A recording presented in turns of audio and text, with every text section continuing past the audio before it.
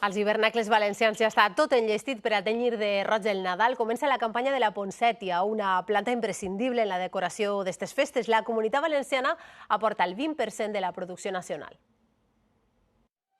És la catifa roja del Nadal i és a l'hivern, en l'època de floració, quan les seues fulles enrogixen. Una vegada es comença el dia a curtar, és quan es comença a fer la fulla roja. En estos hivernacles la cuiden i la veuen créixer des d'abril. Enguany han pujat els costos de producció perquè la planta necessita una temperatura mitja de 22 graus. L'última partida, que d'un trosset, costa més l'estar mantenint-la perquè la calefacció és per tot l'hivernacle. Més de 30.000 plantes sortiran estos dies d'estos vivers, amb pràcticament tota la producció compromesa a Castelló i Tarragona. Als hivernacles valencians ja es cultiva el 20% de la producció nacional.